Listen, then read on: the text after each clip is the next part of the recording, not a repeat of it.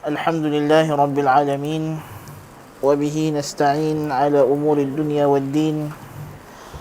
Wassalatu wassalamu ala khatamil anbiya'i wal mursalin, Khalili Rabbil Alamin wa imamil mursalin, Nabiyyina Muhammadin sallallahu alaihi wasallam wa ala alihi wa ashabihi ajma'in.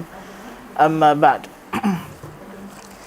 Pada kelas yang lepas kita telah pun menyentuh berkenaan dengan sejarah bangsa Yahudi, di mana kita nyatakan bahawa orang Yahudi ini berasal daripada keturunan Bani Israel Bani Israel, di mana Israel sallallahu alaihi wasallam adalah Nabi Yaqub alaihi salam. Jadi Israel, Nabi Israel alaihi salatu wassalam ialah Nabi Yaqub, orang yang sama. Jadi Bani Israel merujuk kepada keturunan cucu cicit Nabi Yaqub alaihi salam. Dan dari segi sejarah kita melihat bahawa Bani Israel telah melalui beberapa peringkat kehidupan, di mana asalnya mereka hidup sebagai orang Badui di bumi Kan'an. Yang dimaksudkan dengan bumi Kan'an ialah negeri yang didiami oleh kaum anak cucu cicit kepada Kan'an ibn Ham ibn Nuh. Kan'an ibn Ham ibn Nuh alaihi salatu wassalam. Nabi Nuh alaihi salam ada anak nama Ham, Sam dan Yafith. Jadi anak daripada Ham dapatlah Kan'an. Dan anak cucu cicit Kan'an ini, mereka ni menempati mereka duduk di kawasan dinamakan sebagai kawasan sekarang ni Syam, bumi Syam. Orang kata bumi Syam, bumi Syam. Baik. Bumi Syam ni merangkumilah tanah Palestin sekarang ni. Palestin dinisbahkan kepada kaum Filasto yang datang menetap di situ daripada kepulauan Crete, daripada Greece, Yunani. Kemudian datang kaum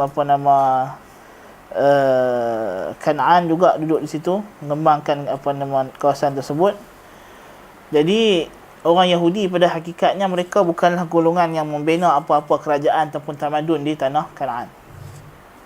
Mereka hanyalah orang Badui. Nabi Yusuf AS kata kepada ayah dia Nabi Yaqub, "Waja'a bikum minal badwi." Dan Tuhan datang kamu daripada Badui, kehidupan badawa. Kamu asalnya orang Badui, duduk bawa kambing, pergi duduk sana, duduk sini. Mereka bukan ada bina kerajaan, negeri dan sebagainya. Kemudian didatangkan, mereka duduk di bumi Mesir mengikut riwayat yang masyhur, walaupun adalah pengkaji dalam kalangan orang Adian ni. Adalah, dia ada kaji-kaji juga, geng-geng mereka ni pun kan.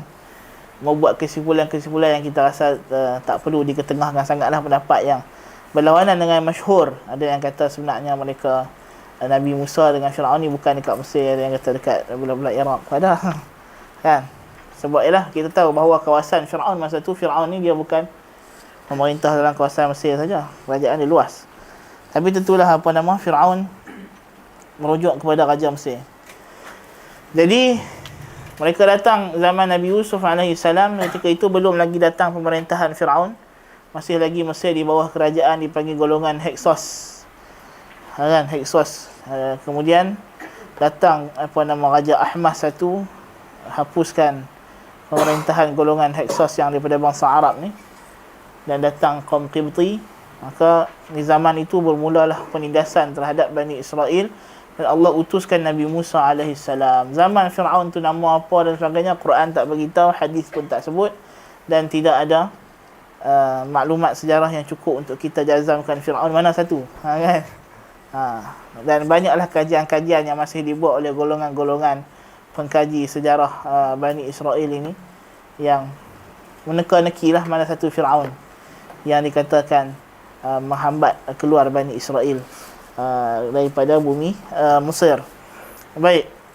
Tapi yang penting kita kena tahu, satu Raja Mesir nama Fir'aun telah diutuskan kepada dia Musa AS untuk diajak beriman dan berhenti menzalimi Bani Israel. Dan Musa diperintahkan bawa Bani Israel keluar daripada bumi Mesir balik ke bumi Kan'an. balik ke bumi Kanaan. Dan Allah janjikan ketika itu mereka diberi tamkin, kedudukan yang tinggi di bumi Kanaan, yang asalnya dulu mereka Badui. Sebab apa? Masa tu mereka orang beriman, mukminun. Tak banding dengan orang-orang lain yang masih lagi kufur dan tidak beriman kepada Allah Azza wa Jal. Jadi maknanya mereka tidak beriman. Orang lain tidak beriman, mereka lah saja yang mewakili orang-orang beriman. Itu maksud tamkin yang Allah Ta'ala bagi kepada mereka. Balik ke bumi Kanaan, dah lepas lintas laut, kan? Bani Israel ni adalah golongan yang apa? Sangat cepat kufur. Tuhan kata mereka ni punya mereka apa? Yusari'una fil kufr. Bersegera dalam kekufuran. Sebab tu dah lepas lintas laut sahaja, jumpa orang duk sembah berhala. Apa dia kata? Ij'al lana ilahan kama lahum aliyah. Dia kata kat Musa, wahai Musa, buatlah Tuhan kat kami macam depa ni, sembah berhala ni. Musa kata, qala iddakum qaumun tajhalun. Kamu ni orang yang jahil. Baru tadi Tuhan selamatkan kamu, tenggelamkan Firaun depan mata kamu. Kan? Tenggelamkan Firaun depan mata kamu. Tiba-tiba kamu masih lagi nak sembah berhala. Wal a'yadzu billah. Jadi depa sampai dia nak masuk bumi Kanaan, dia pun tak nak masuk pula. Kan? Tak nak perang dengan orang-orang Amaliqah, golongan orang bangsa lebih besar daripada mereka. Jadi Allah Ta'ala hukum mereka sesat selama 40 tahun di Tih, namakan tempat tu Tih, ni tempat mereka sesat. Sehinggalah Musa AS wafat di situ. Kemudian Harun AS juga wafat di situ. Kemudian mereka dibawa masuk ke dalam Ardul Mi'ad, tanah janjikan oleh Yusha' ibn Nun. Yusha' ibn Nun alaihi salam. Dan di situ bermulalah pemerintahan Bani Israel, di mana Yusha' ibn Nun membagi-bahagikan kawasan kepada 12 kabilah Bani Israel. Setiap mereka ada qadhi, di mana menurut kitab mereka tempoh pemerintahan qadhi ini memakan masa lebih kurang 400 tahun. Kemudian datangnya zaman pemerintahan raja mereka yang pertama, iaitu Raja Assalamualaikum Raja Talut, di mana berjaya mengalahkan Jalut. Kemudian Nabi Daud AS, kemudian Nabi Sulaiman AS. Selepas Nabi Sulaiman AS wafat, maka kerajaan Bani Israel dipecah menjadi dua, iaitulah satu di utara yang diperintah oleh Yarba'am ibn Nabat, dan di selatan, yang mana di selatan ni kerajaan dia berpusatkan Baitul Maqdis, yang diperintah oleh anak Nabi Sulaiman, Rahba'am ibn Sulaiman. Dan ketika pemerintahan raja-raja mereka ini berlakulah pelbagai peristiwa, di mana Bani Israel yang di negara utara yang dinamakan sebagai Mamlakatu Israel, kerajaan Israel, telah mengubah kiblat daripada Baitul Maqdis ke Bukit Jurzim. Dan mereka inilah yang dikenali sampai hari ini sebagai Yahud As-Samirah, Yahudi Samiriyun, yang masih ada sampai hari ini. Dan mereka ni mengagungkan Bukit Jurzim di Nablus, bukannya di Baitul Maqdis. Adapun kabilah Benyamin dengan kabilah Yahuda yang mengasaskan mamlakah ataupun kerajaan Yahuda, mereka inilah yang masih memuliakan Baitul Maqdis. Tetapi pada pemerintahan Rahba'am ini sendiri telah berlaku pelbagai kesesatan dan bid'ah. Mereka mula buat macam-macam bid'ah dalam agama mereka sehingga ke tahap syirik kepada Allah Subhanahu wa ta'ala. Seperti mana yang disebut dalam kitab mereka sendiri, sehinggalah mereka ditawan pula oleh orang luar, di mana kerajaan Israel yang di utara bertahan selama 244 tahun sahaja, kemudian jatuh di tangan golongan Assyria, golongan Asyuriyin, penduduk asal orang Syria, pada pemerintahan Raja Sargon pada tahun 722 sebelum Masihi. Kemudian mereka dibawa pergi ke Iraq, duduk di Iraq, dan dibawa penduduk luar datang duduk di kawasan Israel yang utara ni, kawasan utara, kerajaan utara Israel. Jadi dan mereka itu kemudiannya masuk pula dalam agama Yahudi. Orang luar tadi masuk dalam agama Yahudi. Tadi menunjukkan Yahudi lepas itu bukan lagi khusus pada Bani Israel, sudah ada orang luar yang memeluk agama Yahudi. Adapun kerajaan Yahuda yang menguasai Baitul Maqdis bertahan selama 362 tahun sahaja. 362 tahun, kemudian jatuh di bawah pentaklukan Firaun Mesir pada tahun 603 sebelum Masihi. 603 sebelum Masihi. Kemudian datang pemerintah pemerintah kota Babylon, iaitu Bukhtanasar. Orang putih kata Nebuchadnezzar, yang masyhur sebagai Nebuchadnezzar itu, dia telah mengalahkan kerajaan Yahuda, di mana peristiwa ini berlaku pada sekitar tahun 586 sebelum Masihi. 586 sebelum Masihi, maka ketika itu dipanggil sebagai tawanan Babil. Tawanan Babil ni maknanya musnahlah kerajaan Bani Israel buat selama-lamanya ila abadil abidin. Di mana selepas jatuhnya kerajaan ni, mereka tak pernah lagi ada kerajaan. Di mana mereka ditawan bawa balik oleh Nebuchadnezzar ke Babylon. Bawa balik ke Babylon. Kemudian kerajaan Babylon jatuh pula di tangan Maharaja Farsi Cyrus pada tahun 538 sebelum Masihi. 538 Masihi, dan Cyrus ini dikatakan dia memeluk agama Yahudi. Cyrus ni memeluk agama Yahudi, dan dia hantar balik orang Israel balik ke Urushalim, Jerusalem lah, kan, balik ke Baitul Maqdis. Dan kerajaan Farsi berterusan sampai tahun 332 sebelum Masihi. Kemudian datanglah Alexander the Great, Alexander of Macedonia, lalu menakluk pula kerajaan Farsi seperti yang kita tahu dalam sejarah dunia. Dan orang Yahudi terpaksa pula hidup di bawah pemerintahan orang-orang Farsi, orang-orang Macedonia, orang Greek. Kemudian datang Pompey, panglima Pompey daripada Rom tahun 64 sebelum Masihi, dan menggulingkan pula kerajaan Yunani, kerajaan Greek, dan naiknya Empire Rom. Jadi Yahudi hidup pula di bawah pemerintahan orang Rom, dan di zaman pemerintahan Rom inilah Allah Ta'ala utuskan kepada mereka Isa alaihi salatu wassalam. Lalu mereka buat apa yang mereka buat kepada Isa alaihi salatu wassalam. Dan pada tahun 70 Masihi, selepas Nabi Isa wafat, maknanya 70 tahun Masihi, Nabi Isa dikatakan menurut di kitab mereka berdakwah selama 3 tahun. Maknanya 3 Masihi Nabi Isa diangkat ke langit, mengikut dia punya sejarah lah. Ini termasuk dalam bab-bab macam ni, kita kata ini yang Nabi sebut dalam hadis, hadithu an Bani Israel wala haraj. Ceritalah daripada Bani Israel tanpa rasa susah hati. Nabi kata la tusaddiquhum wala tukadzibuhum. Jangan benarkan mereka, jangan dustakan. Dengar sudah. Kan? Nak percaya bulat-bulat pun tak boleh. Nak kata mereka bohong bulat-bulat pun takut lagi betul pula benda tu. Kan? Jadi apa yang mereka sebut lagi tak mereka ni, kecuali nampak bohong betul lah. Ada part-part yang nampak bohong sangat. Contoh macam dia kata jumlah mereka yang keluar daripada Mesir masa kena ligan dengan Firaun 2 juta orang. 2 juta mana nak boleh ni? Nak seberang laut dalam malam-malam gelap. Dalam Quran Tuhan kata la syirzimat inna haula ila syirzimatun qalilun. Firaun kata depa ni golongan sikit je. Kan? Ulama tafsir yang ambil riwayat daripada Bani Israel yang dahulu, depa sebut 6,000 je. 6,000 orang. Dan Firaun jumlah dia puluh-puluh ribu tentera dia. Dia bagi dia 6,000 tu sikit lah.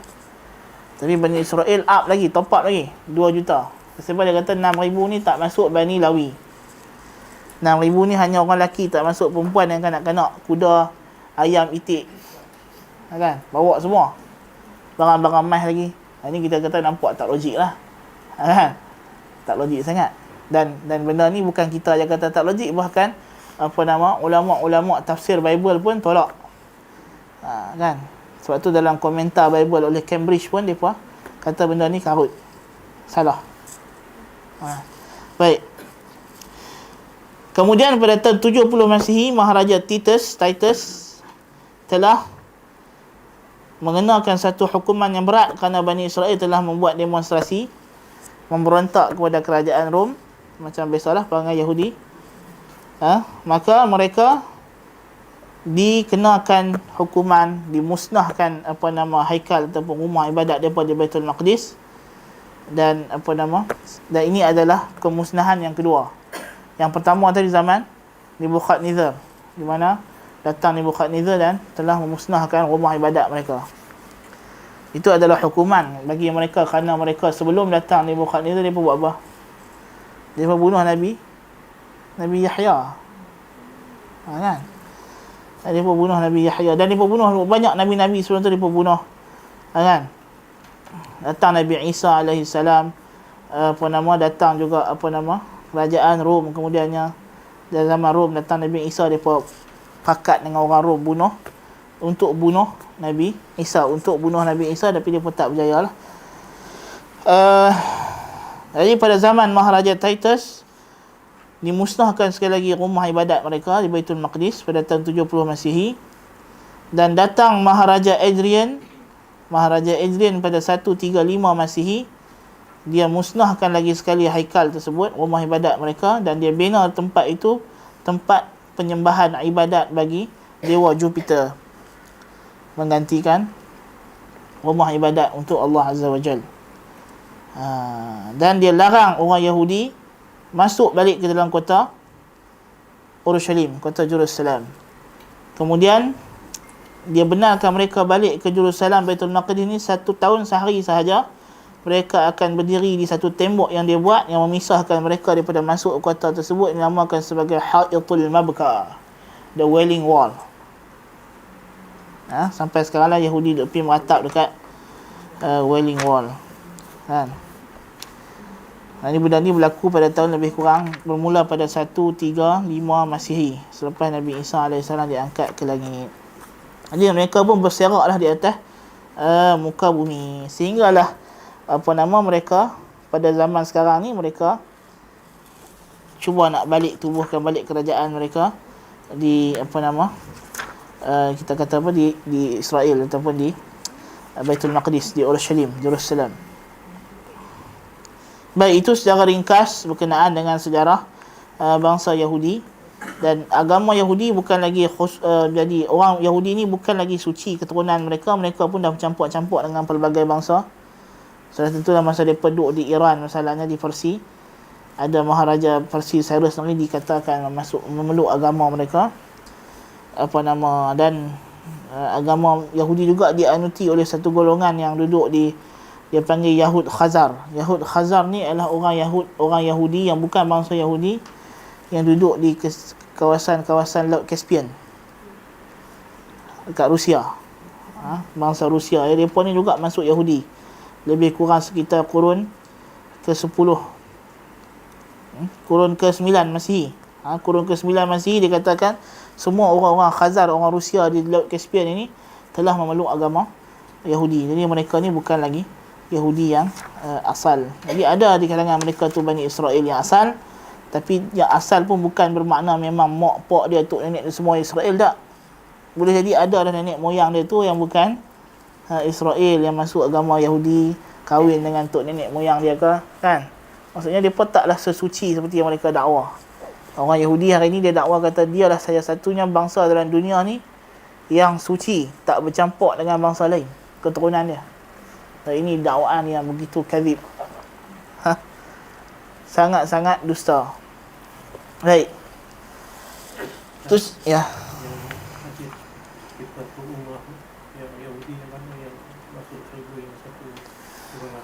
Satu golongan ialah mereka yang zaman Nabi Musa AS yang beriman dengan Nabi Musa, ataupun yang terus beramal dengan ajaran Nabi Musa AS sampai datang zaman Nabi Isa AS dan mereka beriman dengan Isa AS. Itulah Yahudi yang disebutkan selamat di akhirat. Dan demikian jugalah yang Allah Ta'ala sebut dalam Quran, innal ladzina amanu wal ladzina hadu wan nasara was sabiina man amana minhum billahi wal yawmil akhir.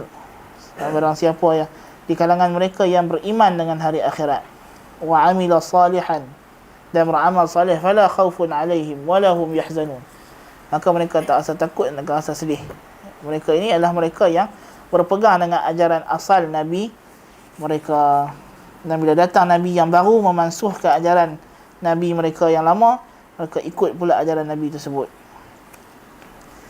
Baik, hari ini kita nak bincangkan masalah yang masuk dalam isu orang Yahudi ini, iaitulah kitab mereka. Orang Yahudi seperti yang kita sedia maklum, mereka beriman dengan kitab yang dibawa oleh Nabi Musa alaihi salatu wassalam yang dinamakan sebagai At-Taurah. At-Taurah. Allah Subhanahu wa taala menurunkan kepada Nabi kita Nabi Musa alaihi salatu wassalam kalimullah, kitab, Al-Kitab yang dinamakan sebagai At-Taurah. Dinamakan sebagai At-Taurah. Jadi Yahudi ni dia percaya kepada kitab Taurah dan kitab-kitab yang dihubungkan dengan Taurat, iaitulah Asfarul Anbiya, kitab-kitab Nabi-Nabi yang mereka kata Nabi mereka datang selepas Musa alaihi salam, seperti Hazqiyal, Habquq, Malachi dan lain-lain lah. Dan Asfar Al-Hikmah dan sifir-sifir hikmah, kitab-kitab hikmah yang mengandungi doa-doa, qasidah-qasidah, nasyid-nasyid seperti Nasyidul Insyad, Song of Songs, Mazmur. Ini adalah kitab yang mereka percaya. Ini mereka berpegang dengan Old Testament sahaja. Secara mudahnya Yahudi, kalau kita ambil Bible tu, dia New Testament tu dia tolak. Dia hanya ambil dekat Old Testament sahaja. Jadi mereka, orang Yahudi, dia ada kitab dia tak pakailah Bible tu. Dia kitab dia dicetak khas, dia panggil Tanakh. Tanakh. Jadi orang Yahudi, kitab mereka nama dia Tanakh. Tanakh. Kalau pergi dekat Kinokuniya ada jual Tanakh. Isi kandungan dia lebih kurang macam Old Testament lah naknya, tapi adalah beberapa part yang mereka tak apa nak sama. Baik. Jadi Yahudi percaya dengan kitab mereka nama dia Tanakh. Tanakh ni maksudnya gabungan pada 3 jenis kitab, iaitulah Taurah yang mereka sebut sebagai Pentateuch. Pentateuch ni maknanya kitab yang 5. Kitab yang 5. Pentateuch maknanya kitab 5, yakni Taurat yang 5. Taurat ni apa dia? Taurat ni merangkumi yang pertama Sifir Takwin. Sifir Takwin, Genesis. Selepas tu Exodus, Sifir Khuruj. Kemudian Levi, Sifir Lawiyin. Kemudian Sifir Adad, Numbers. Kemudian Sifir Tathniyah, Deuteronomy. Jadi 5 sifir yang awal ini, kitab yang awal dalam Old Testament. Kalau kita buka Old Testament tu, yang awal tu Genesis sampai Deuteronomy tu, itu adalah dinamakan sebagai Taurah ataupun Torah oleh orang Yahudi. Jadi dia katakan inilah dia 5 kitab yang diturunkan kepada Musa alaihi salam. Betul tak betul, kita tengok. Kan? Nampak gaya macam tak apa nak betul. Kan? Tapi depa kata hak tu lah, depa kata hak ni lah. Hak yang Musa naik pergi atas bukit tu turun nak ni. Kan? 5 sifir ni, 5 kitab ni. Lepas tu depa tambah lagi kitab-kitab yang lain. Ditambah juga bagi mereka kitab-kitab yang disebut sebagai Asfarul Anbiya. Asfarul Anbiya ini merangkumi dia adalah sifir Asfarul Anbiya yang disebut sebagai Katbu'im. Katbu'im ni maknanya kitab ataupun kutub Asfarul Anbiya. Dan kitab dia panggil Navu'im. Navu'im maksudnya yang pertama, Navu'im dengan Katbu'im. Dia ada tadi Pentateuch, Taurah yang 5, Tanakh. Kemudian Nun ni Nabu'im. Nabu'im maknanya kitab Nabi-Nabi. Kitab Nabi-Nabi datang lepas Musa AS. Nabu'im, Nun. Lepas tu dia ada hujung sekali Kaf. Cuma Kaf di hujung Ibrani sebut Kha. Dia asalnya Tanakh lah. Tapi disebabkan dia di hujung, orang bahasa Hebrew sebut Tanakh. Jadi gitu kan. Jadi disebut Tanakh. Tapi ejaan asalnya Kaf di hujung. Iaitulah merujuk kepada katbu'im. Katbu'im maknanya kutub. Kutub. Okey, kutub. Dia im ataupun ya mim di belakang itu dalam bahasa Ibrani itu menunjuk pada jamak ataupun ta'zim. Macam ilah dia panggil Elohim.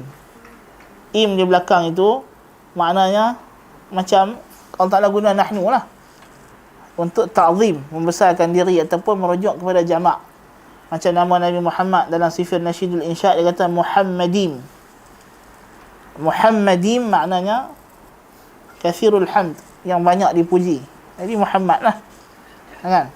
Baik. Jadi dia ada sifir. Sifir maknanya kitab. Kama thalil himari yahmiluna asfara. Jamak dia asfar. Jadi yang pertama dia kata asfar at-Taurah, 5 tadi. Sifir Takwin, Genesis. Sifir Khuruj, Exodus. Sifir Lawiyin, Levi. Sifir Adad, Numbers. Dan sifir Tathniyah, Deuteronomy. Kemudian dia ada Asfarul Anbiya. Asfarul Anbiya, kitab-kitab Nabi-Nabi ini dia merangkumi, dia kata Al-Anbiya iaitulah sifir Yashu', sifir Qudah, dan sifir Samuel Al-Awwal, Samuel yang pertama, Samuel yang kedua, Al-Thani, Al-Mulukul Awwal, Al-Mulukul Thani. Sifir raja-raja yang pertama dan yang kedua, Kings, dia bagi Kings kan. Kemudian Ish'iyah, Armiyah, Hazqiyal, dan sifir Anbiya yang 12 yang dianggap sebagai nabi-nabi, 12 orang nabi yang kecil, iaitulah Hausha', Yu'il, Amus, Ubidiyah, Yunus, Mikha, Nahum, Habquq, Safniyah, Hijji, Zakaria dan Malakhi. Ini adalah sifir nabi-nabi. Kemudian datang Katbu'im, ialah kitab yang berbentuk nasyid-nasyid, doa-doa, qasidah-qasidah yang mereka baca dan menyanyi dalam rumah ibadat mereka, sepertilah iaitulah sifir Al-Amthal, sifir Ayyub, sifir Nasyidul Insyad, Song of Songs, Al-Jami'ah, Ra'uth, Marathi, Esther, Daniel, Izra, Nahmiyah, Al-Akhbarul Awwal wal-Akhbarul Thani. Ini adalah dia punya kitab-kitab yang mereka pegang, iaitu 5. Dan dia ni pembahagian orang Yahudi. Orang Nasrani kita akan sebut nanti dia bahagi cara lain pula. Orang Nasrani dia bahagi ikut cara lain. Dan ni orang Yahudi dia bahagi kitab dia macam ni. Baik. Jadi kitab ini dah dinamakan sebagai Tanakh, yang menjadi asas bagi orang Yahudi. Kitab yang dianggap kitab muqaddas, yang dianggap kitab ni munazzal, diturunkan oleh Allah Azza wa Jal. Mula-mula kepada Musa AS, kemudian kepada Nabi-Nabi yang datang selepas Musa, seperti Yusha' bin Nun, seperti Hausha', seperti Abudiyah, seperti Aramiyah dan lain-lain lah Nabi-Nabi yang mereka sebut, Hazqiyal, Habquq, Daniel, Izra, Nahmiyah, Malakhi, Hijji. Semua Nabi-Nabi yang mereka datang lepas Musa, mereka anggap sebagai Nabi ini. Mereka kata inilah wahyu yang turunkan kepada mereka, dihimpunkan dalam kitab, mereka namakan sebagai Tanakh. Sebagai Tanakh. Okey. Jadi, apa makna Taurah? Dalam Quran, Allah Ta'ala cerita Nabi Musa AS dapat kitab nama dia Taurah. Allah turunkan kitab Taurah. Dan Nabi kata Allah tulis Taurat dengan tangan dia sendiri. Kan? Nabi Adam kata kepada Musa, wa kataba laka Taurata biyadih. Allah tulis kepadamu, wahai Musa, Taurat dengan tangan dia sendiri. Taurat ni hebat kitab ni. Tuhan tulis dengan tangan dia sendiri. Bukan kitab yang main-main. Jadi Taurah, kalau kita lihat dalam Al-Quran, bagaimana Allah Subhanahu wa Ta'ala sifatkan Taurah yang datang dalam Quran, 9 belah tempat dalam Quran.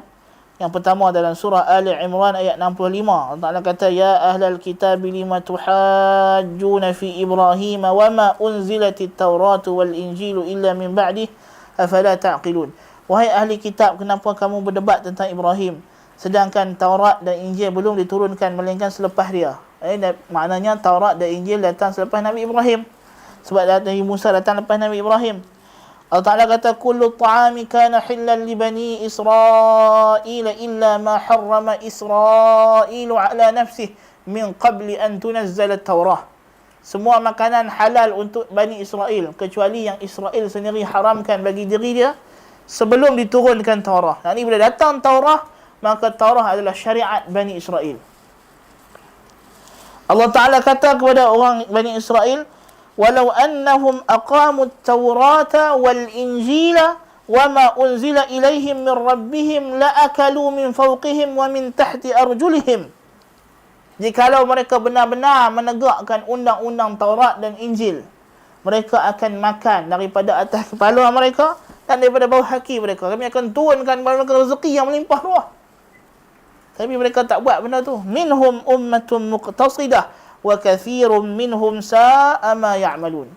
Di kalangan mereka ada golongan yang ikut ajaran, tapi banyak daripada mereka yang tak ikut, buat amalan yang keji. Ini dalam surah Al-Ma'idah ayat ke-66. Dalam ayat 68 surah Al-Ma'idah, Allah Ta'ala kata apa? Qul ya ahlal kitab lastum ala syai'in hatta tuqimu at-taurata wal injil wama unzila ilaikum min rabbikum وَلَا يَزِيدَنَّ كَثِيرًا مِّنْهُمْ مَا أُنْزِلَ إِلَيْكَ مِنْ رَبِّكَ طُغْيَانًا وَكُفْرًا فَلَا تَأْسَ عَلَى الْقَوْمِ الْكَافِرِينَ. Dalam surah Al-Ma'idah ayat 68, Allah Ta'ala kata, wahai ahli kitab, kamu ni tak ada apa-apa. Lastum ala syai', kamu tidak ada agama. Hatta tuqimut Taurah, sehinggalah kamu menegakkan undang-undang Taurat, wal Injil dan Injil. Dan apa yang diturunkan kepada kamu daripada Tuhan kamu, yakni Al-Quran dan segala syariat yang datang daripada Tuhan, barulah kamu ini dianggap sebagai orang yang beriman.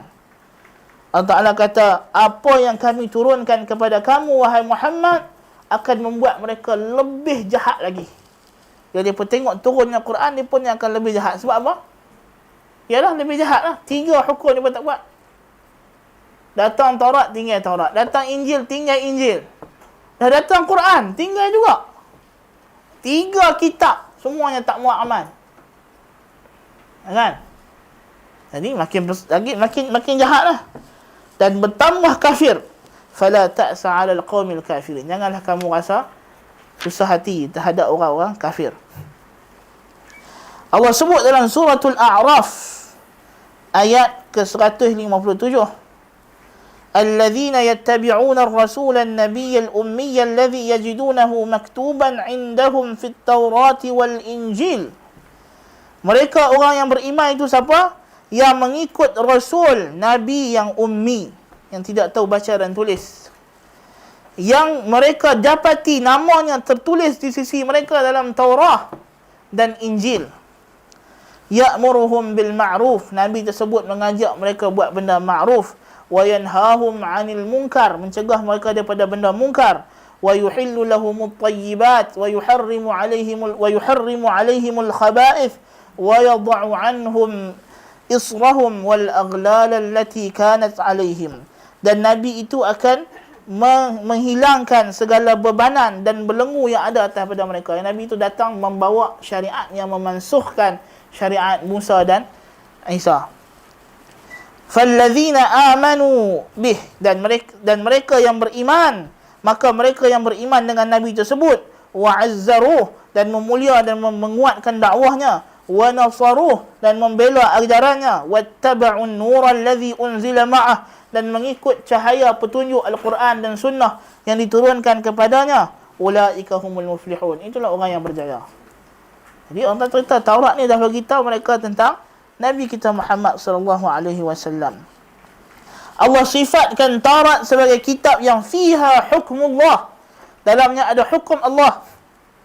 Allah Ta'ala kata dalam suratul Ma'idah ayat ke-43, wa kaifa yuhakkimunaka wa 'indahumut Tauratu fiha hukmullah. Bagaimana mereka datang kepada kamu wahai Muhammad untuk jadikan kamu sebagai hakim dalam kes 2 orang Yahudi yang berzina, sedangkan pada mereka ada Taurah fiha hukmullah. Allah namakan hukum rejam yang ada dalam Taurah ini sebagai hukmullah, hukum Allah, bukan syariat Yahudi. Ada orang tak mahu hukum rejam, dia kata ni apa ni syariat Yahudi. Ada Allah namakan hukum rejam penzina muhsan yang tertulis dalam Taurat hukmullah, hukum Allah. Wa kaifa yuhakkimunaka wa 'indahumut Taurata fiha hukmullah. Yang dalam Taurat itu ada hukum Allah. Thumma yatawallawna min ba'di dhalik. Kemudian mereka berpaling daripada itu. Wa ma ulaika bil mu'minin. Mereka ni bukan orang beriman, wahai Muhammad. Mereka tak beriman dengan kitab mereka. Mereka ubah. Dan Allah sifatkan Taurat ini sebagai hudan wa nur, hidayah dan cahaya petunjuk. Allah Ta'ala kata dalam suratul Ma'idah ayat ke-44. Suratul Ma'idah ayat ke-44. Inna anzalna at-taurata fiha hudan wa nur. Sesungguhnya kami Allah Azza wa Jal menurunkan Taurat. Dalamnya ada hidayah, petunjuk dan cahaya. Yahkumu bihan nabiyyuna alladhina aslamu lilladhina hadu. Para nabi-nabi yang beriman, yang menyerah diri kepada Allah, berhukum dengannya terhadap orang-orang Yahudi. Warrabbaniyuna wal ahbaru bimastuhfidhu min kitabillah.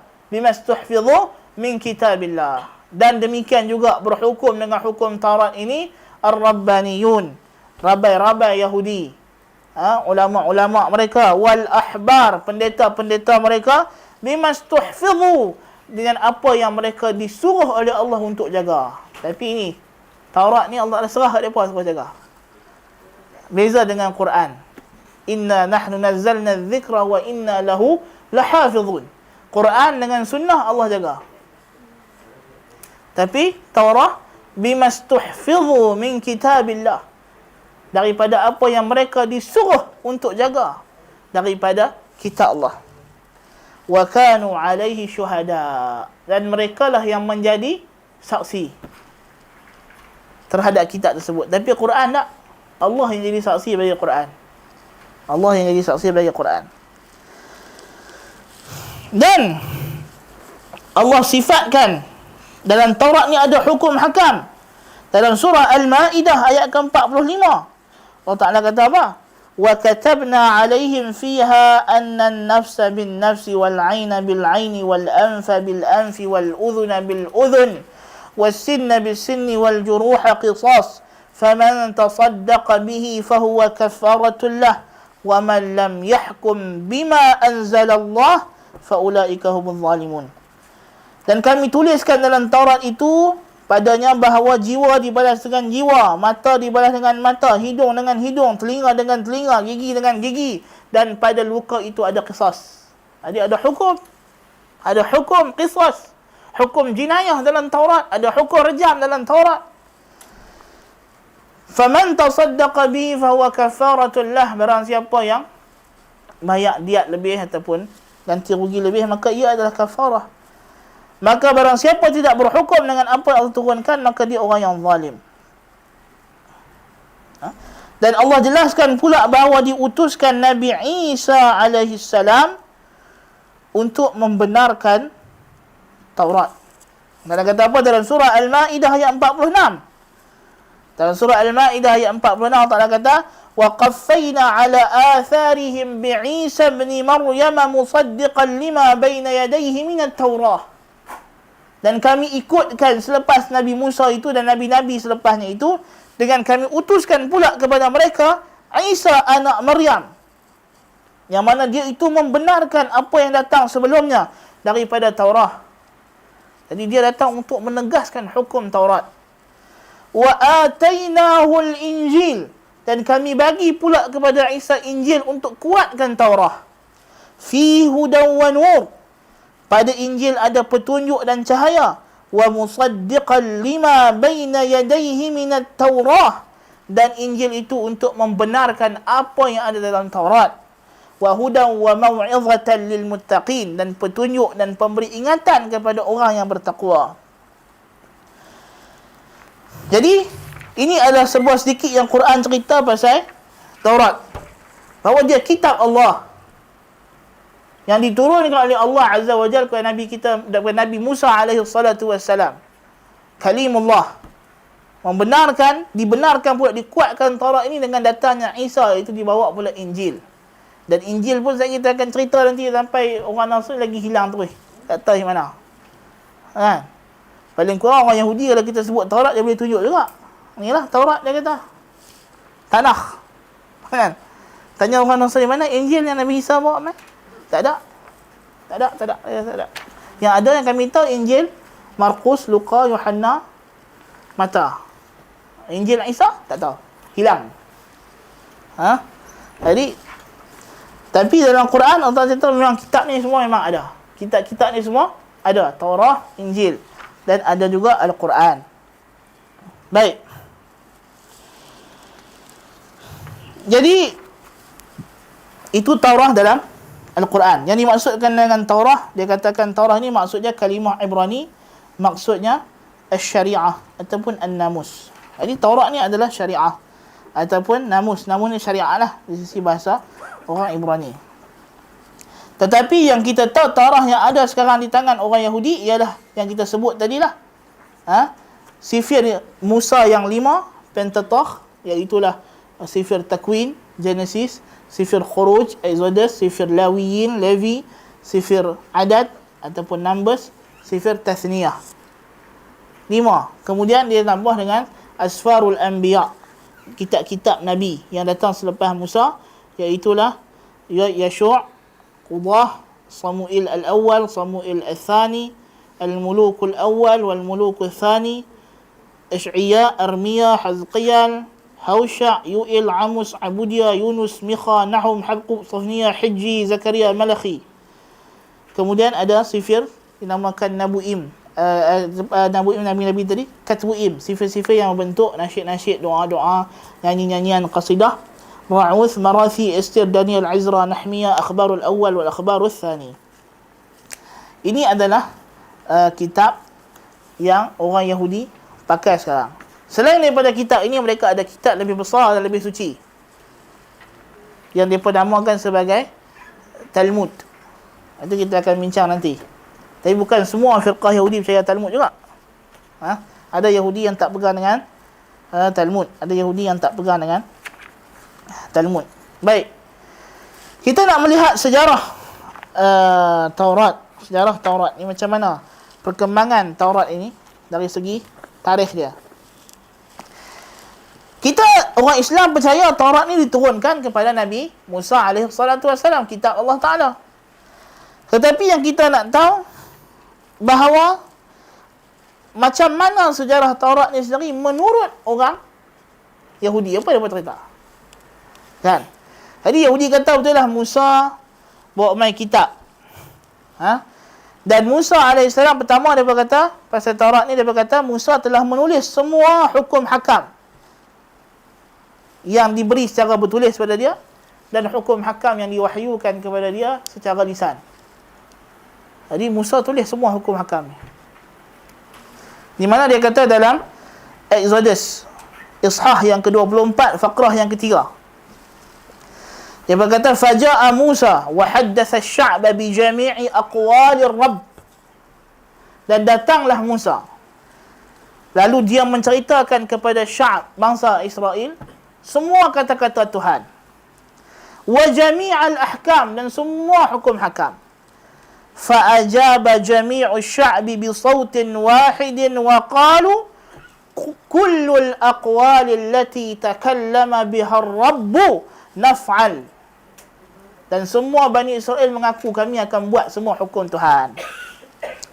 Fakataba Musa jami'a aqwalir Rabb. Dan Musa tulis semua kata-kata Tuhan. Okey. Dan mereka kata juga wa akhadha kitab al-ahd. Dan Musa bawa mai kitab al-ahd, kitab perjanjian. Perjanjian lama lah. Dikatakan daripada sini dia dapat nama perjanjian lama ni.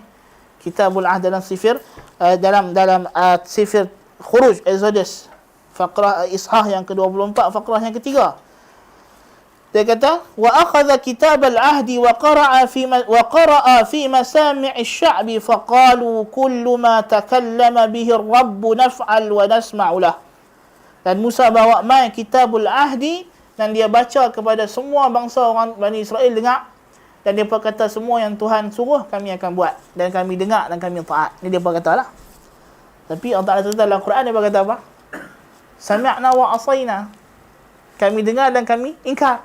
Wa ushribu fi qulubihimul ijla bi kufrihim. Hati mereka dah meresap dengan penyembahan sepatu anak lembu.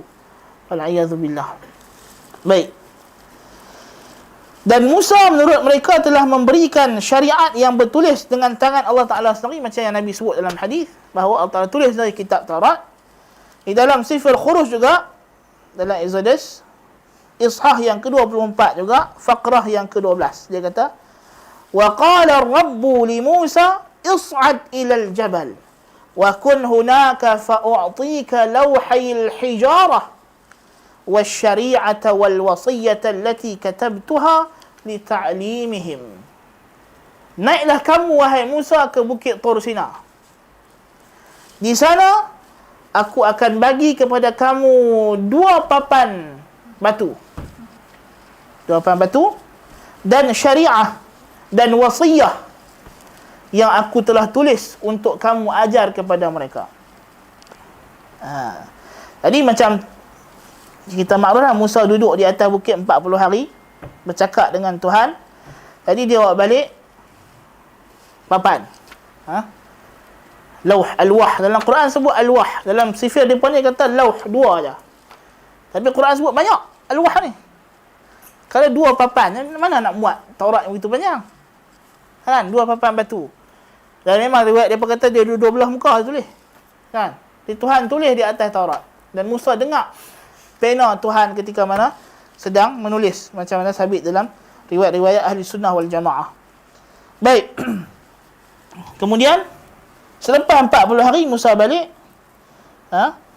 dalam Sifir Khuruj Faqrah Ishah yang ke-31, Faqrah yang ke-18, dia kata thumma a'ta Musa 'inda faraghihi minal kalami ma'ahu fi Jabal Sina lawhi syahadah lawhi hajar maktubaini bi'ismi'illah. Kemudian Musa diberi, selepas dia habis bercakap dengan Tuhan, turun daripada bukit Tur Sina 2 papan syahadah, 2 papan batu yang tertulis dengan jari Allah Ta'ala. Allah Ta'ala tulis sendiri. Dan ini benarlah. Memang Allah Ta'ala tulis Taurat dengan, macam kata Nabi Adam AS, wa kataba lakat Taurata biyadih. Allah tulis Taurat dengan tangannya sendiri kepada kamu, wahai Musa. Kan? Dan menurut orang Yahudi, tapi jadi muskilah ada orang Yahudi ni, dia kata 2 papan yang Musa bawa balik ni, dia hanya mengandungi wasaya 10, wasiat yang 10. Jadi syariah, tadi kata lauhai hijarah wasyariah wal wasiyah. Mana lagi pergi hilang syariah dengan wasiyah? Kan? Dia kata hak tu syafahiyan. Jadi kami himpun, kami tulis balik. Okey? Tak apa, tu dia pada dakwah. Apa dia 10 wasiat tersebut yang disebut daripada dalam Sifir Khuruj, dalam Exodus Ishah yang ke-20, Faqrah ke-2 sampai 17. Tuhan kata, ana rabbu ilahuka alladhi akhrajaka min ardi Misr min baitil ubudiyyah la yakul laka alihatun ukhra amami. Akulah Tuhan Allah, sahaja Tuhan kamu yang telah mengeluarkan kamu daripada bumi Mesir, daripada perhambaan, maka janganlah ada Tuhan sembahan selain aku untuk kamu. La tasna' laka timthalan manhutan wala suratan ma mimma fis sama' min fawqi wa ma fil min fawqin wa ma fil ard min tahtin wa ma fil ma' min tahtil ard wala tasjud lahun wala ta'budhun. Jangan buat berhala, jangan sembah apa-apa selain daripada aku, Tuhan kata. Wasiat. La tantiq bismi rabbi ilahika batilan. Jangan cakap dusta atas nama Tuhan. Uzkur yawmas sabti lituqaddisah. Ingat hari Sabtu supaya kamu sucikan hari ini. Macam hari Jumaat untuk kita lah. Akrim abaka wa ummaka likai tatula ayyamuka alal ard. Buat baik pada mak ayah supaya panjang umur. La taqtul, jangan bunuh orang. La tazni, jangan berzina. La tasriq, jangan mencuri. La tashhad ala qaribika syahadat zur, jangan buat saksi palsu. La tashtahi baita qaribik, jangan nak ambil harta orang. Jangan ada rasa syahwat pun teringin nak apa yang orang lain ada. La tashtahim ra'ata qaribika wala 'abdih, jangan teringin nak rampas bini orang ataupun hamba sahaya orang lain. Wala syai'an mimma liqaribik, dan jangan makan harta orang dengan cara batil. Ini wasiat yang 10. Takkan 10 hukum dia Musa bawa balik. Mesti banyak lagi kan. Ini persoalan. Timbul persoalan. Mana api lagi hukum hakam yang lain? Takkanlah lawhil hijarah, dua papan batu yang besar tu, tulis 10 ni lah. Sikit sangat. Ini setengah muka surat tak sampai. Kan? Timbullah persoalan kan. Tulisan apa yang digunakan untuk oleh bahasa apa, bahasa Ibrani dan sebagainya. Bahasa Ibrani dengan bahasa Arab tulisan lebih kurang lah. Kan?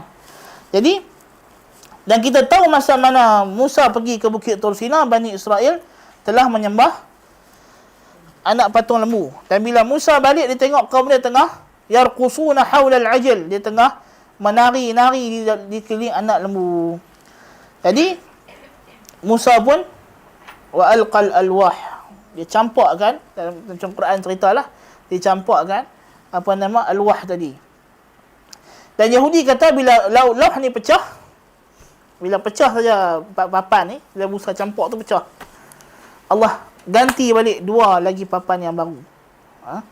Tapi menurut sebahagian ulama Islam kata sebenarnya dia tak pecah semua, dia pecah sikit saja.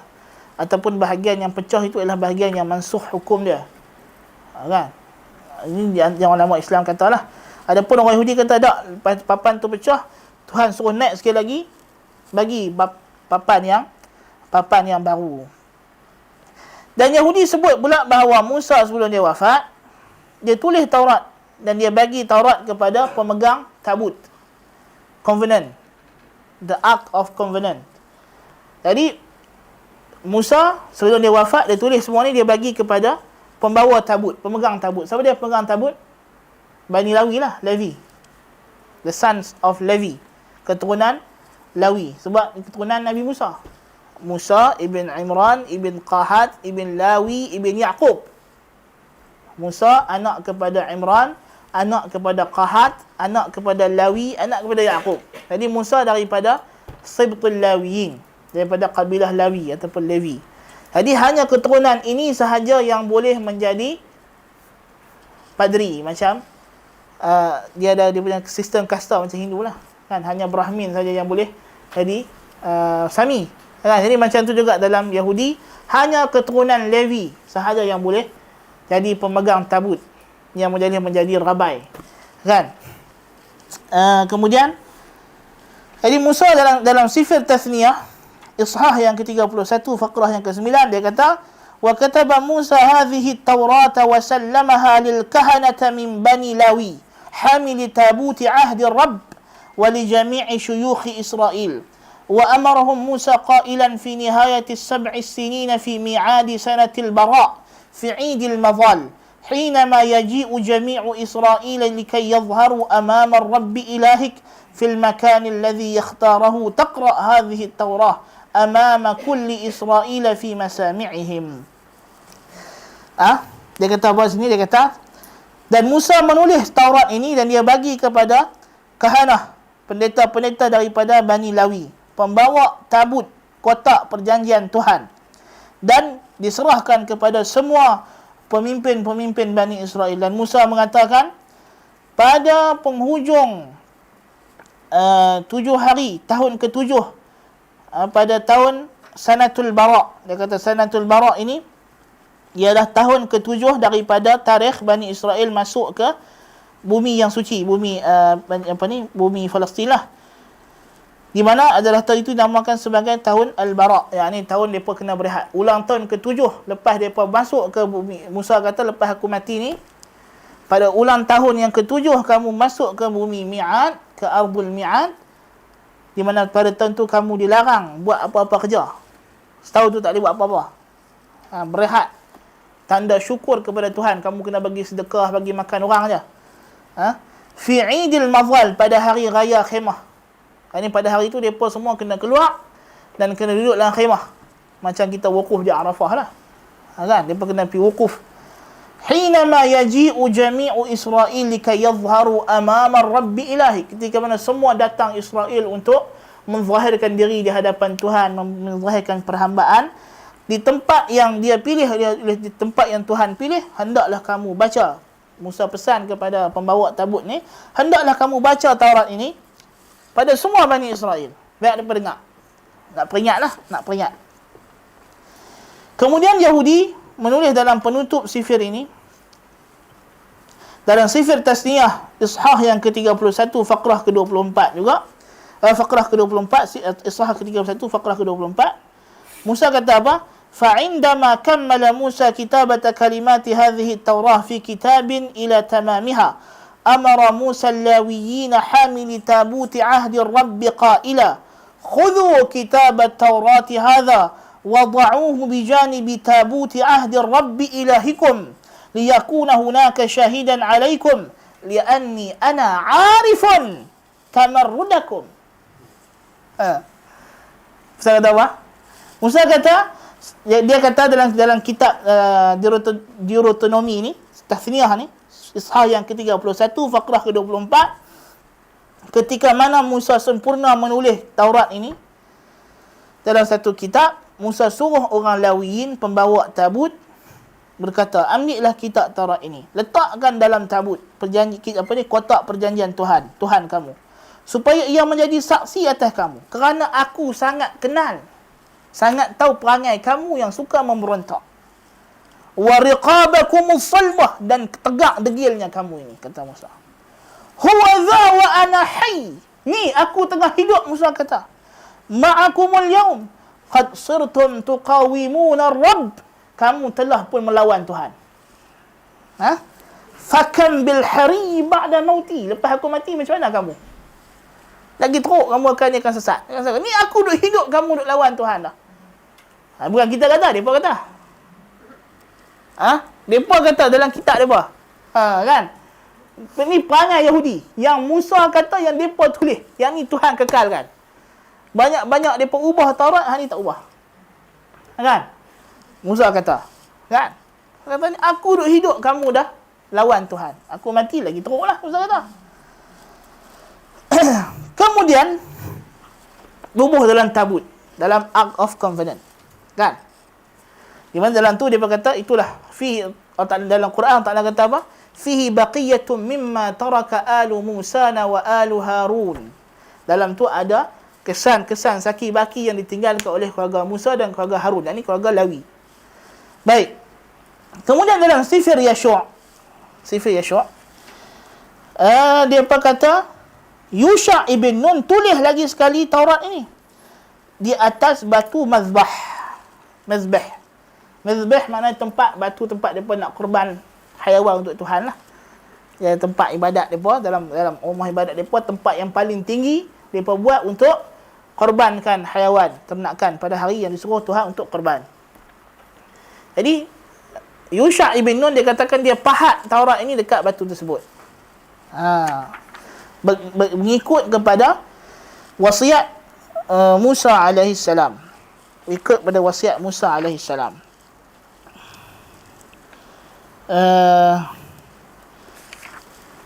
Kemudian selepas daripada cerita ni, selepas pada sifir Yusha, ishah yang ke-8 faqrah yang ke-30, cerita pasal Taurat ni hilang. Dalam Old Testament tak sebut dah pasal Taurat.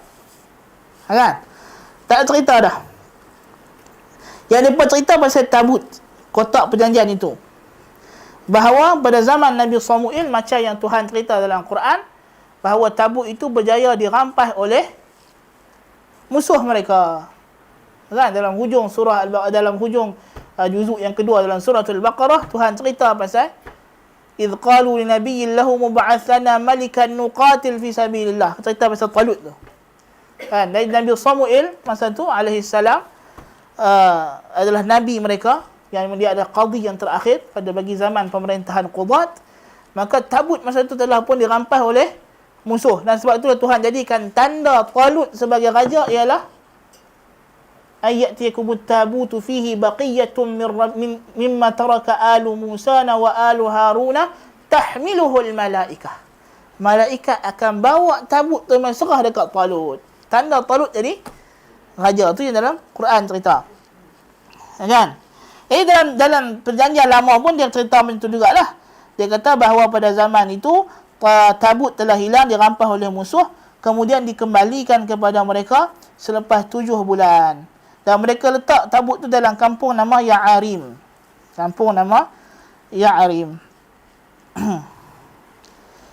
Ini disebut dalam sifir Samuel yang pertama, Ishah yang keempat, Faqrah yang ketiga dan selepasnya. Kemudian kekal di sana 20 hari. Kemudian Nabi Daud alaihi salam bawa tabut tersebut letak dalam khaimah. Khaimah. Kemudian datang zaman Nabi Musa alaihi salam 20 tahun tadi. Tabut itu duduk dekat qaryah Ya'arim tu 20 tahun zaman Talut. Datang zaman Nabi Daud AS jadi raja mereka. Nabi Daud pindahkan pula tabut itu, pergi duduk, dia buat satu khemah, tempat bumbung dan sebagainya di Jerusalem, Baitul Maqdis. Nabi Daud simpan dekat situ.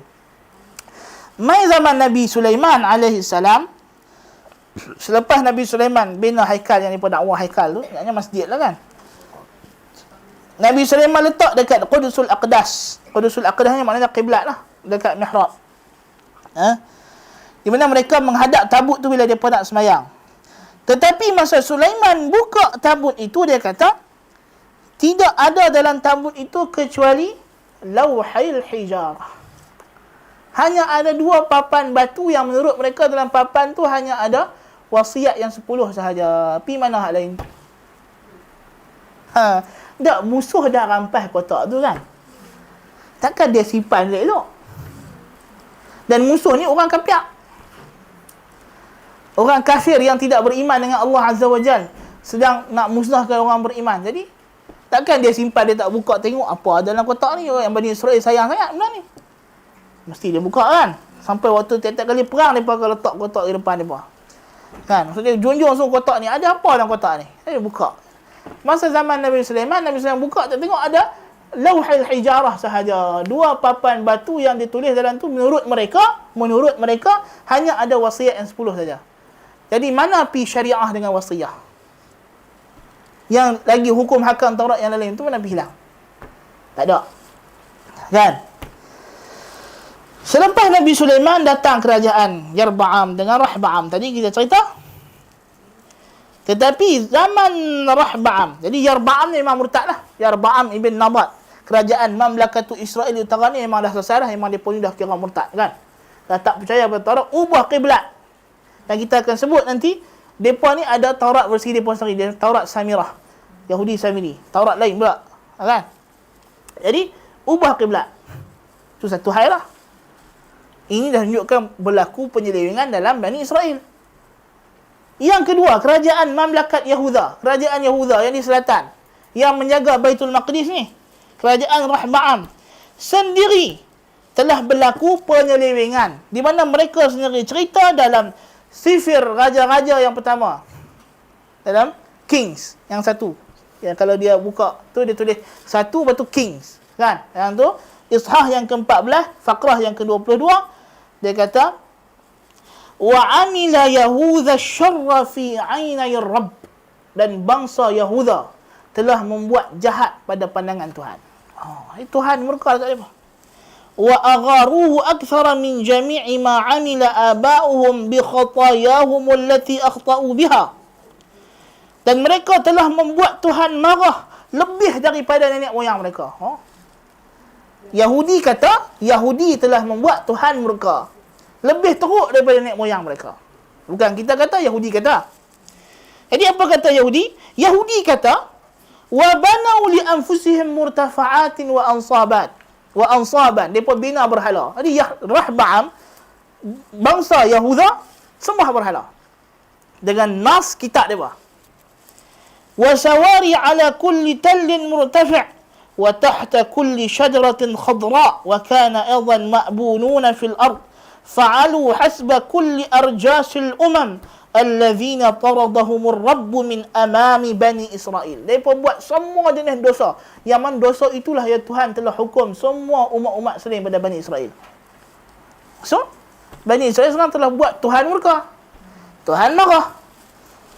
Wa fi sanatil khamisati lil malik Rahba'am. Pada tahun kelima pemerintahan Raja Rahba'am. Sa'ida Shishaq Malik Mesir. Datang Fir'aun Shishaq daripada Mesir ila Urushalim ke Jerusalem. Wa akhadha jami'a khazaini baitir Rabb, dan dia rampas semua harta rumah Tuhan. Kata dalam rumah ibadat. wa khazaini baitul malik, dan semua harta pembendaraan raja. Wa akhadha kull syai', dia rampas habis harta benda. Wa akhadha jami'a atras az-zahab allati 'amilaha Sulaiman, dan semua emas-emas yang dibawa oleh Nabi Sulaiman semua kena rampas dengan raja Mesir. Jadi maknanya Tuhan hukum mereka dengan datangnya bangsa luar serang mereka, dan mereka mengaku rumah ibadat mereka yang di situ dah tersimpannya Tabutul Ahd diserang dan dimusnahkan dan dirampas semua kata benda. Baik. Jadi sekarang ni hilanglah. Cerita Tabut pun hilang. Tadi cerita Taurat hilang lah, cerita Tabut pun hilang kali. Habis tak ada. Kan? Taurat pun hilang, Tabut pun hilang lagi sekali. Kemudian dia kata, pada zaman Raja Yushia, yang memerintah kerajaan Yahuda selepas Nabi Sulaiman 340 tahun. Bayangkan. Zaman Nabi Sulaiman tadi ni, buka tabut dah tak ada dah kecuali Lawhul Hijarah. Zaman Rahba'am, tahun kelima, ini 5 tahun lepas Nabi Sulaiman wafat, mereka dah kena serang dengan Fir'aun Mesir. Dan kena rampas habis kata benda, hilang dengan tabut-tabut sekali. Selepas itu, tahun 340 tahun selepas kewafatan Nabi Sulaiman. Sedikit sahaja sebelum penyerangan Nebuchadnezzar, sebelum Nebuchadnezzar datang tawan mereka, berlaku satu lagi kejadian di mana dikatakan pada zaman Raja Yushia ini mereka tiba-tiba duk tak mena-mena, tup-tup, tiba-tiba kan jumpa Taurat, magic show. Yang ni masalah ajib, sebab Taurat tak ada siapa hafal. Ni persoalan. Habis tak kata ada orang hafal? Memang tak ada orang hafal. Sebab Tuhan tak jadikan orang hafal kitab dia kecuali Quran. Hanya Quran saja. Bal huwa ayatum bayyinat fi suduril ladzina utul ilm. Hanya Quran sahaja ayat yang jelas yang jadikan di dada-dada orang yang beriman, yang dapat ilmu. Adapun Taurat, Injil tak, dia tak dihafal. Dia dibaca dan ditulis sahaja. Jadi Taurat tak dihafal. Dan tak ada boleh siapa mana-mana rabai Yahudi maupun Pope Vatican yang boleh dakwa kata dia hafal Bible ataupun Tanakh. Kan? Tak ada bolehnya. Kan? Jadi pada tahun selepas berapa dekad apa kurun hilang Taurat dan Tabut, tiba-tiba satu orang padri nama Hilqiyah, dia tengah duduk kemas-kemas rumah ibadat pada zaman Raja Yushia, dia kata dia jumpa Sifrus Syariah, kitab syariah. Tu pun kitab syariah tu kitab apa kita pun tak tahu. Kod kitab fiqh macam kitab ulama-ulama aje kan. Kan? Dia tak naskan itu Taurat. Dia kata Sifrus Syariah. Tapi Yahudi kata inilah dia Taurat. Maka Raja Yushia pun seronok, bukan kepalang lagi, sebab dia kata dah lama dah bangsa Israel tak berikut hukum Tuhan. Dalalah dia apa? Orang Israel dah lama tak ikut hukum Tuhan. Pada tahun ke-18 pemerintahan Raja Yushia, Raja menghantar Shafan ibn Asliyah ibn Mashlam, tukang jurutulis dia, ke rumah Tuhan, berkata, pergilah kamu berjumpa dengan Hilqiyah, padri. Maka kamu hitung segala perak yang masuk ke rumah Tuhan yang telah dihimpunkan oleh penjaga pintu daripada Bani Israel. Lalu diserahkan kepada amil yang diserahkan untuk menjaga urusan rumah Tuhan. Disuruh nak kira ni duit zakat berapa banyak masuk ni, kan? Maka berkatalah Hilqiyah, ketua kahin yang paling besar, kepada Shafan, aku telah jumpa sifir syariah di rumah Tuhan. Dan Hilqiyah bagi sifir tersebut kepada Shafan, dan Shafan bawa kepada raja, dan raja kata kepada Shafan, dan Shafan kata kepada raja, beritahu raja, ni Hilqiyah bagi kepada aku sifir. Dan Shafan baca sifir tersebut di hadapan raja.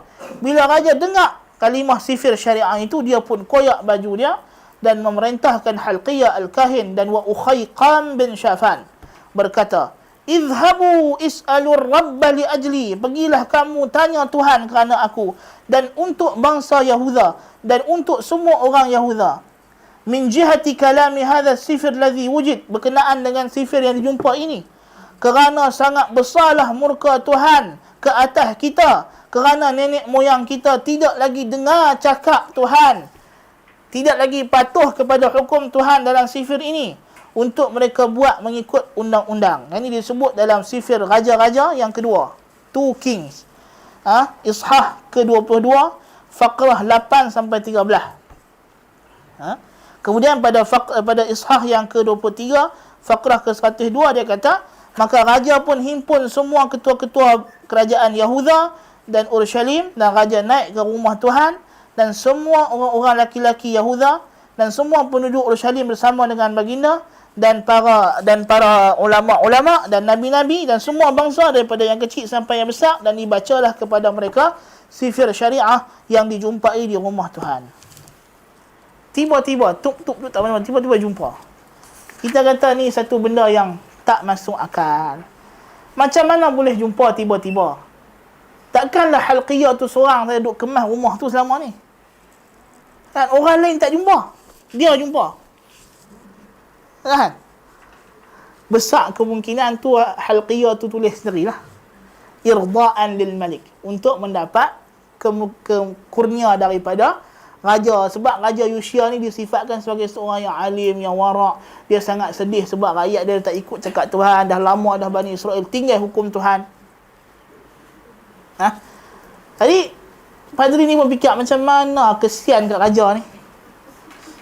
Jadi dia pun tulis kitab, dia kata nah, ni dia Taurat, buatlah.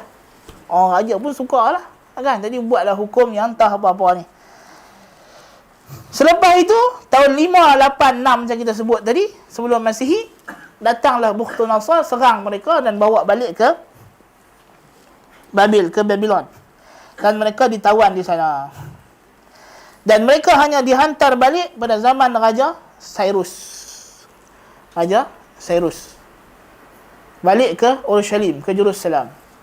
Masa balik Jerusalem ni lah, tiba-tiba muncul satu orang nama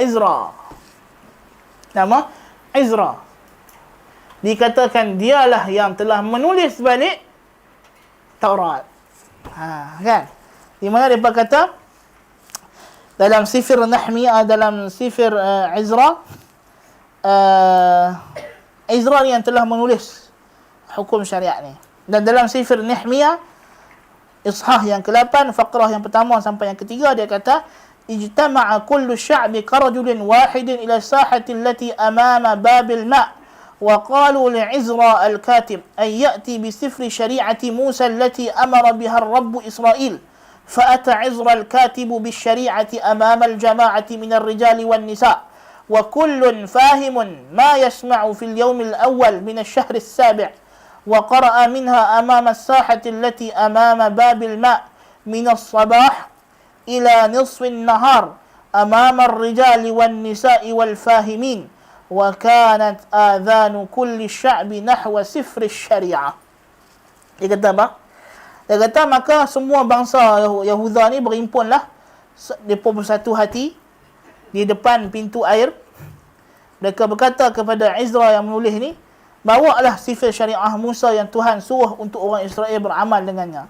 Maka Ezra bawalah sifir syariah di hadapan semua lelaki, wanita dan semuanya faham apa yang dibaca pada hari pertama daripada bulan ke-7 dan dibacakan di hadapan dataran, di hadapan pintu air daripada pagi sampai dah tengah hari.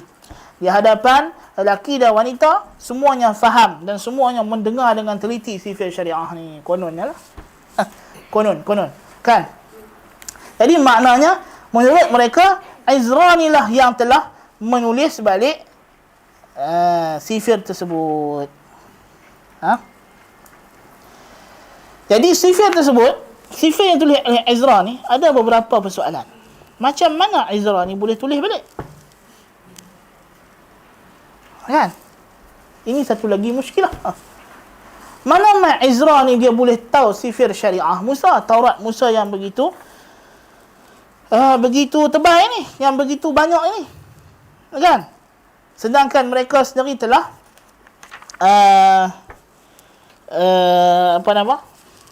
hilang amalan kitabnya begitu lama. Kemudian kalau kita merujuk Izra ni, dia kata Yahudi ketika itu terlalu mengangkat kedudukan Raja Cyrus, Raja Parsi ni. Di mana dalam Sifir Isy'ia dia kata, "Hakadha yaqulu ar-Rabb li Masihihi li Quraish alladhi amsakat biyaminihi li adusa amamahu umaman wa uhillu ajzimatan muluk li aftah al-misra'ain fala tughlaq al-abwab innani amshi amamaka wa umahhidu al-hudab wa uhattimu misra'in nuhas." Tuhan dalam Sifir Isy'ia Ishah 45 faqrah 1 sampai 3, Tuhan kata, demikianlah mereka kata, Tuhan kata kepada Masihnya Quraisy, bagi mereka Maharaja Cyrus ni seakan-akan Al-Masih Al-Muntazar. Mereka anggap dia ni adalah yang telah dilantik oleh Tuhan. Tuhan akan menangkan dia lawan musuh-musuhnya. Di mana kesan ini menunjukkan bahawa Yahudi sudah terpengaruh dengan ini raja. Dan mereka sudah mensucikan dia. Dan mereka anggap dia adalah utusan Tuhan. Jadi boleh jadi tak sebenarnya syariat yang si Izra ni tulis bukan syariat Musa, tapi syariat Cyrus, Raja Farsi ni, Raja Iran. Kan? Sebab apa? Dalam Sifir Izra Ishah ke-71 faqrah ke-26, dia kata, wa kullu man la ya'malu bi syari'ati ilahika wa syari'atil malik falyaqdi alaihi ajila imma bil mauti aw bin nafi aw bil habsi. Apa maksud dia kata? Barang siapa yang tak beramal dengan syariat Tuhan kamu dan syariat raja, apa raja? Cyrus, hendaklah kamu hukum dia segera, sama ada hukum mati atau tangkap atau buang negeri. Sekarang hukum raja dah setara dengan hukum Tuhan. Jadi hukum syariat yang si Izra ni tulis ni hukum siapa? Hukum Tuhan ke? Hukum Maharaja Iran? Kan? Jadi ni hukum Tuhan ke? Hukum Ayatullah ke? Persoalan. Kan? Jadi nampaknya Izra telah menyamaratakan hukum Tuhan dengan hukum Cyrus. Persoalan. Kan? Jadi kita tak boleh iktimad bahawa Sifir yang Izra tulis ini sebagai inilah dia kitab syariat Musa, kerana tidak ada sanad dan tak ada sanad. Depa dakwa apa? Izra dapat ilham oleh Tuhan. Ilham tak pakai bang. Yaqzah kita tak main lah sini. Kan? Ni kitab Tuhan, kitab suci. Mana boleh main ilham-ilham? Mana boleh main yaqzah-yaqzah? Ni pasal syariat. Kan? Dia mesti ada sanad muttasil kepada Musa AS bersambung kepada Allah Azza wa Jal, macam Quran. Kan? Quran kita tahu sanad dia. Jadi sekarang ni tak ada. Dan daripada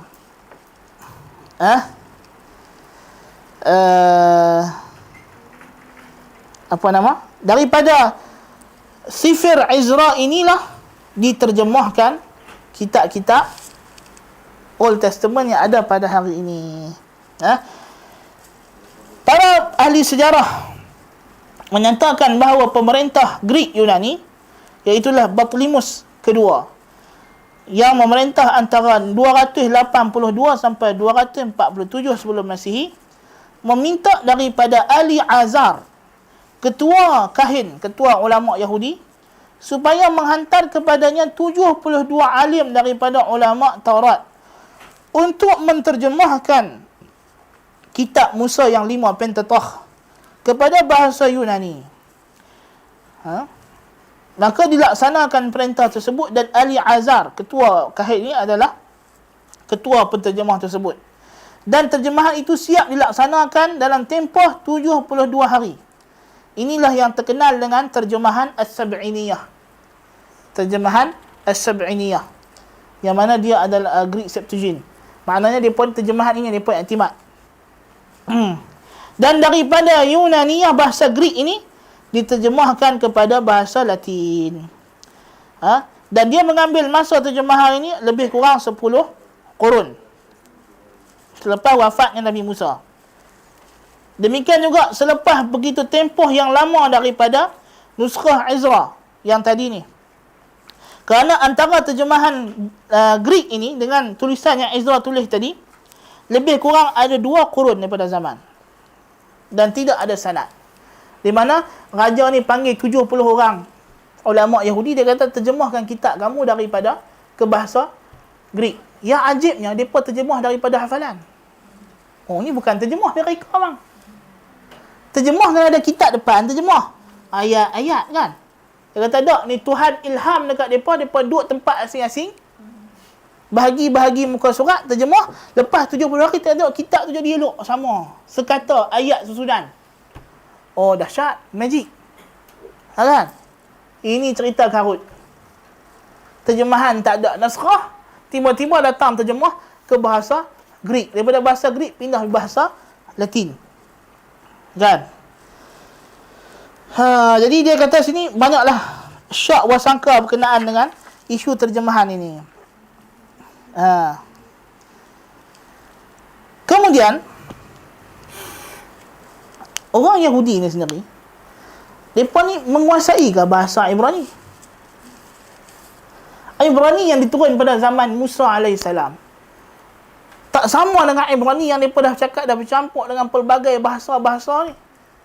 Sampai dikatakan Yahudi pada zaman pemerintahan Greek dan Roman, mereka dah tukar, dah tak cakap bahasa Ibrani, bercakap dengan bahasa Yunani, bahasa Aramaik. Kan? Jadi sejauh mana kemampuan mereka untuk menterjemah daripada bahasa Hebrew kuno kepada bahasa Latin, kepada bahasa Greek, kemudian daripada Greek ke bahasa Latin. Ini juga menimbulkan persoalan.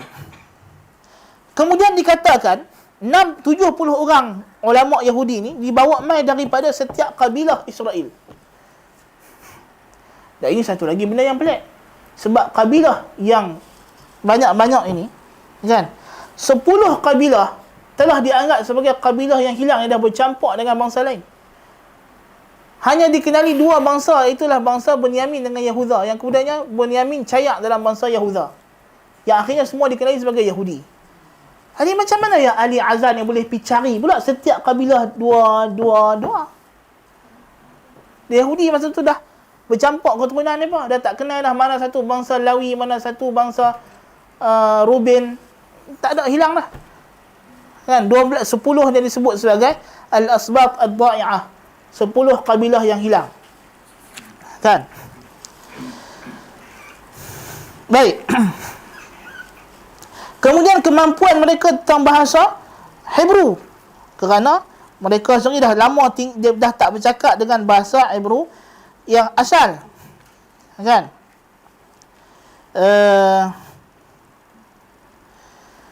Kemudian mereka keluarkan pula, selepas mereka dah terjemah itu, tiba-tiba mereka keluarkan satu nuskhah Ibrani yang ditulis dengan bahasa Ibrani baru, yang ada baris titik dan sebagainya. Ini satu pelik juga. Bahasa Hebrew yang awal dia tak ada baris titik dan sebagainya. Macam Quran. Kita at least Quran yang tak ada baris titik tu masih ada pada kita. Masih kekal. Mushaf yang Uthman tulis, yang pada dia ada darah Uthman, masih ada pada kita. Kan? Yang mereka tak ada, ni tak ada. Kan? Tiba-tiba buat keluar ni nuskhah, satu lagi nuskhah kami dah tulis dengan bahasa Ibrani yang baru. Dinamakan nuskhah Masuriyah. Kan? Jadi kita tanya, nuskhah ni mai pada mana pula? Kan? Jadi maknanya, kesimpulannya, kalau kita tengok sejarah Pentateuch ni, kitab Old Testament ni, nampak sangat bahawa kitab ni dah terputus sanad. Dah hilang, mereka tak boleh jaga dan mereka tak hafal. Dan mereka tak beramal untuk tempoh yang sangat lama. Sehingga mereka tak boleh lagi nak isbatkan bahawa kitab ini memang ada sanad yang muttasil, kecuali jawapan mereka sepanjang zaman ialah benda ini datang melalui ilham. Ilham kita tak boleh pakai lah dalam bab ni. Minta maaf banyak-banyak lah. Kan? Kami nak sanad. Kan? Kami nak di mana naskhah asli. Kalau kata Quran, kami boleh buat mai. Quran, naskhah asli itu ada. Kan? Dan Quran ada sanad, kami boleh sebut sanad daripada awal sampai habis. Dan masih ada orang yang ada sanad Ali dengan Quran sampai lah.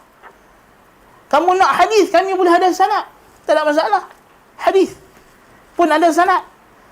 Kamu nak naskhah kitab sunnah, kitab hadis yang asli, ada. Kami boleh tunjuk. Kan? Tapi yang kitab kamu ni macam mana ni?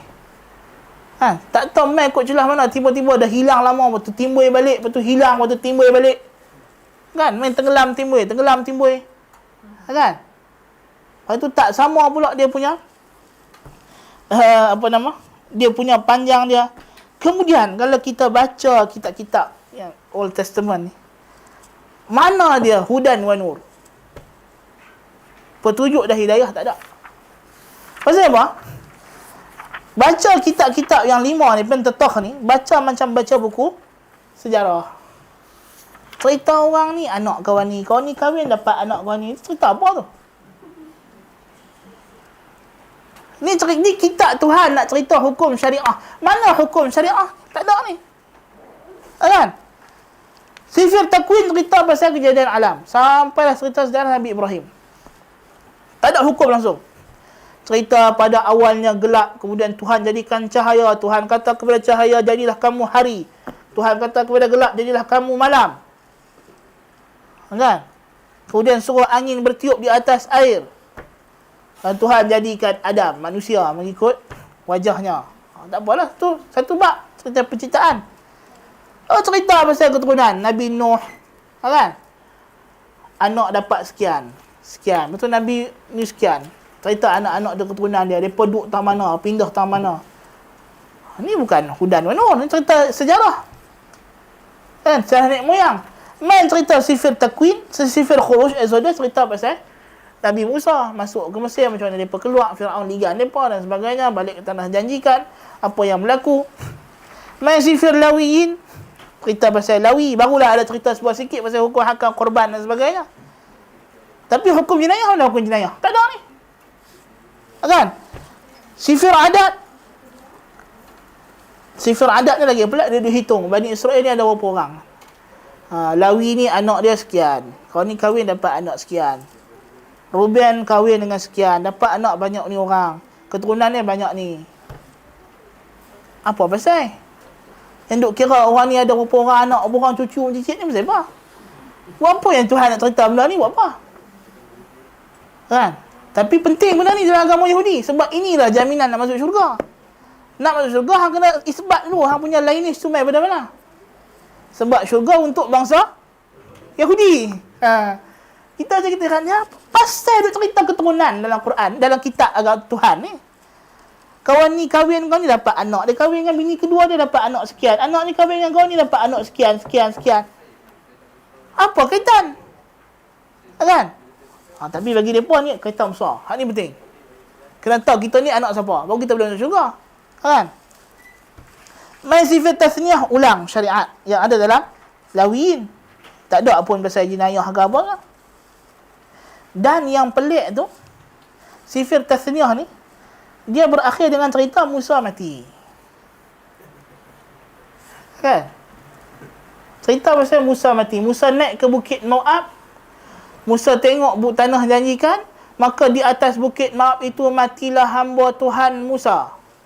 Dalam keadaan matanya masih segar, badannya masih bugar. Hanya apa cerita ni? Jadi kita ni siapa punya ni? Takkan Musa cerita dia mati? Cerita pula, dan di sanalah dia ditanam dan dikebumikan. Takkan Musa cerita dia tanam bumi kat mana? Dia kata 5 ni semua ni hak ni Tuhan turun dekat Musa.